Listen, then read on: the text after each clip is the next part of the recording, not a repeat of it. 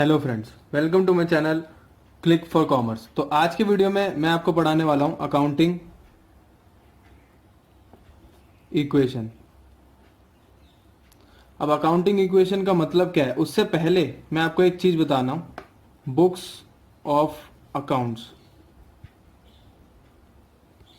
तो ये जो बुक्स ऑफ अकाउंट्स है, इसको मैंने डिटेलली बताई थी मैंने प्रीवियस वीडियो में, आप उसे चेक कर सकते हैं जाके। इस बुक्स ऑफ अकाउंट्स को बनाने के दो तरीके होते हैं, वो मैंने मेरी प्रीवियस वीडियो में बताई थी। एक होता है कैश बेसिस और एक होता है अक्रूवल बेसिस।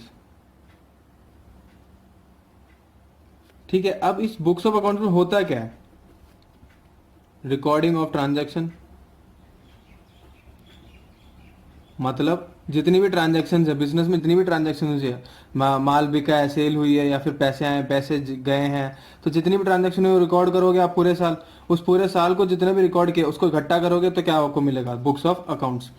तो अब जो रिकॉर्डिंग को हम क्या बोलते हैं, इसको बोलते हैं एंट्री। हर एक चीज को जब रिकॉर्ड करोगे उसको हम बोलते हैं एंट्री। अकाउंटिंग टर्म में उसको बोलते हैं एंट्री। अब इस एंट्री को करने के दो तरीके हैं। एक है सिंगल एंट्री और एक होती है डबल एंट्री। अभी सिंगल एंट्री क्या होती है और डबल एंट्री क्या होती है, चलिए आगे देखते हैं। हाँ जी, तो मैंने एंट्री का मतलब बताया था कि एंट्री क्या होती है, recording of transactions. Single entry और डबल एंट्री। तो जब मैं 11th में था तब मेरे को भी ऐसे कुछ डाउट्स आते थे। सिंगल एंट्री मतलब एक बार लिख दिया, डबल एंट्री मतलब दो बार लिख दिया। तो बेसिकली ऐसा है नहीं। सिंगल एंट्री का मतलब और डबल एंट्री का मतलब एक एग्जांपल के थ्रू मैं समझाता हूँ आपको। एग्जांपल क्या है कि mister A purchased a pen for ₹20 he was having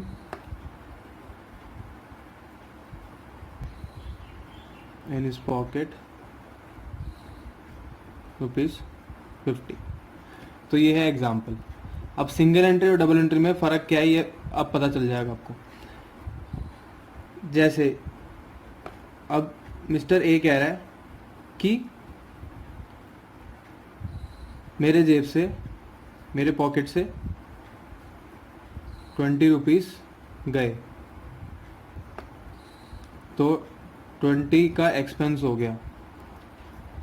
और मिस्टर ए एक और बात कह रहा है, दो तरीके से सोच रहा है मिस्टर ए। मेरे पॉकेट से ₹20 गए, ये एक तरीका हो गया। दूसरा तरीका है क्या है कि मेरे पॉकेट से ₹20 तो गए बट ₹20 का पेन आ गया,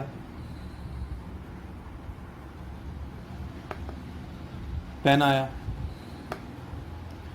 तो ये है दो तरीके से सोच रहा है मिस्टर ए भाई कि मेरे पॉकेट से ₹20 गए। अब मेरे पॉकेट से ₹20 तो गए और बट पेन आ गया ₹20 का। तो ये जो ₹20 गए, तो ये सिंगल सिंगल एक तरफा सोच रहा है, तो ये क्या है, सिंगल एंट्री। और जो दो तरफा सोच रहा है, पैसे तो गए लेकिन पेन भी आया, तो ये हुआ डबल एंट्री। जब कोई भी चीज को हम दो बार इफेक्ट देंगे तो उसे क्या हम बोलेंगे, डबल एंट्री सिस्टम। और जब सिंगल एक तरफा इफेक्ट होगा तो वो क्या होगा, सिंगल एंट्री सिस्टम। तो इस एग्जांपल से डबल एंट्री सिंगल एंट्री आपको समझ आया होगा। अब ये single entry double entry use क्यों होती हैं। सिंगल एंट्री यूज होती हैं जहां पे ओनली कैश ट्रांजैक्शन हो रही हो, जो मैंने अपनी प्रीवियस वीडियोस में समझाया था, कैश बेसिस ऑफ अकाउंटिंग, वहां पे यूज होता है सिंगल एंट्री सिस्टम। और डबल एंट्री सिस्टम होता है जहां पे एक्रूअल कॉन्सेप्ट लगता है, एक्रूअल बेस ऑफ अकाउंटिंग। तो मोस्टली हर जगह डबल एंट्री ही यूज होता है जहां पे एक्रूअल कॉन्सेप्ट फॉलो होता है, सिंगल एंट्री बहुत कम है।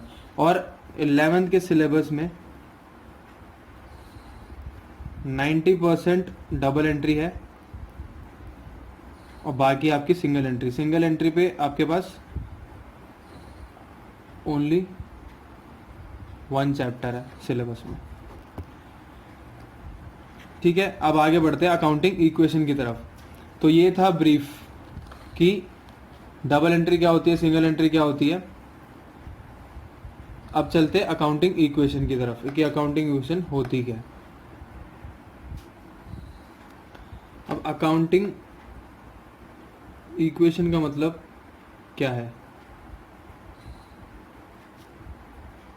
अकाउंटिंग इक्वेशन, इक्वेशन का मतलब पहले क्या होता है।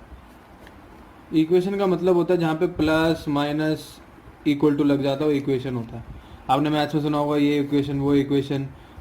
तो for example x plus Y is equal to Z, ये भी इक्वेशन होता है। अगर सिंपल टर्म से बोलूँ, एक और एग्जांपल लूँ, तो मान लो आपके पास पैसे थे 100 रुपये और आपने 40 के मोमोज खरीद लिए, तो कितने बचे आपके पास, 60 बचे।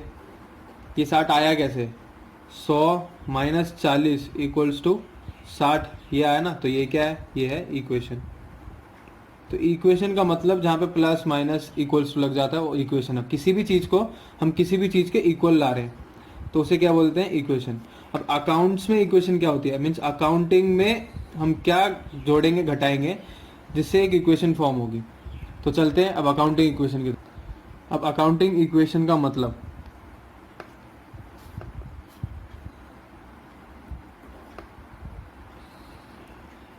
Asset is equals to liability plus capital, ये होती है accounting equation. Asset is equals to liability plus capital. Asset क्या होता है, लायबिलिटी क्या होती है और कैपिटल क्या होता है, और बाकी बेसिक अकाउंटिंग टर्म्स मैंने अपनी प्रीवियस वीडियो में समझा रखी है। अगर आपने अब तक नहीं देखी तो प्लीज़ ज़रूर चेक करिएगा, उस वीडियो में मैंने इन डिटेल बता रखा है कि एसेट क्या होता है, लायबिलिटी क्या होता है, कैपिटल क्या होती है। तो होप आपने उस वीडियो को देखने के बाद ये वीडियो देखें तो आपको ज़्यादा बेटर समझ आएगा। तो अब asset is equal to liability minus capital. Assets क्या, एसेट्स का मतलब क्या होता है, कोई भी चीज़ हमें बेनिफिट दे। लायबिलिटी का मतलब उधार, किसी को मेरे को पैसे देने हैं। और कैपिटल का मतलब कि जो बिजनेस स्टार्ट करने के लिए मैंने अपने इनिशियल अमाउंट डाला बिजनेस शुरू करने के लिए, तो वो है कैपिटल। तो इसका एग्जांपल अगर लें तो मिस्टर एक्स के पास 1,00,000 रुपए थे, 1,00,000 रुपए कैश पड़ा हुआ था। तो उसने सोचा कि भाई बिजनेस स्टार्ट करते हैं, बिजनेस स्टार्ट करते हैं। तो उसने बिजनेस स्टार्ट किया, तो 1,00,000 रुपए बिजनेस में लगाया, तो ये 1,00,000 क्या बन जाएगा, उसका कैपिटल। ठीक है, अब जैसे 1,00,000 जो कैपिटल बनेगा, ये क्या लाया, वो कैश लाया। तो कैश कहाँ पे लाया, बिजनेस में लाया। तो बिजनेस के लिए ये कैश है क्या, ये कैश होता है एसेट। मैंने क्या बोला था, एसेट का मतलब जो भी चीज़ आपको बेनिफिट देती है। आपका यहाँ पे आपका मतलब क्या होता है, बिजनेस। जो चीज़ बिजनेस को बेनिफिट दे वो एसेट। तो कैश बिजनेस को बेनिफिट देगा। अब वो कैश एसेट है, या तो ये कैश कैश ही पड़ा रहे या इसको कन्वर्ट कर ले। तो एक इसका मतलब ये है कि जो बिजनेस ने स्टार्ट किया, मान लो इसने मशीन खरीद ली, मशीन खरीद ली 1,00,000 रुपए की, तो मशीन क्या होता है, एसेट। अगर इस सिनेरियो को मैं इस इक्वेशन में डालूं तो क्या आएगा, एसेट मेरी है 1,00,000 रुपए की और कैपिटल में कितना लाया था, कैपिटल लाया था 1,00,000 रुपए, बैलेंस हो गया। मान लो इसी को अगर मैं थोड़ा मॉडिफाई करूं, मशीन 1,00,000 की नहीं थी, मशीन मान लो 80,000 रुपए की थी। ठीक है, तो 80,000 की मशीन,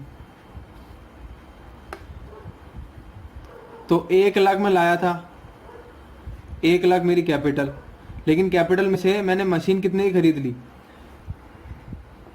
तो कैपिटल में कितना लाया था, 1,00,000 रुपए, और मैं मेरी उधार कुछ भी नहीं है, नील, जीरो। अब ये इक्वल्स तो हुआ नहीं, लेकिन जो कैश बचा है मेरे पास वो भी तो मेरा एसेट ही है। जो पैसा मेरे पास बचा है मैं बाद में यूज करूंगा तो सही। तो अब देखना, अब ये हो गया 1,00,000 इक्वल से 1,00,000। तो इसका मतलब क्या है, accounting equation means asset is equals to liability plus capital. इस इक्वेशन को हम बैलेंस शीट इक्वेशन से भी ना जानते हैं, बैलेंस शीट इक्वेशन। बैलेंस का मतलब बैलेंस करना, asset is equal to liability plus capital. तो बैलेंस शीट इक्वेशन या अकाउंटिंग इक्वेशन दोनों वन एंड द सेम है। अब आगे बढ़ते हैं।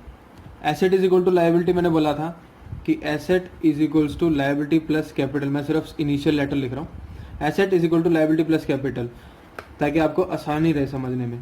तो इसको हम आगे पीछे भी कर सकते हैं, जैसे प्लस माइनस करना। अगर इस कैपिटल को मैं यहाँ ले आऊँ तो ये माइनस हो जाएगा, तो एसेट में से मैं कैपिटल हटा दूंगा, क्या बचेगा मेरे पास, लायबिलिटी।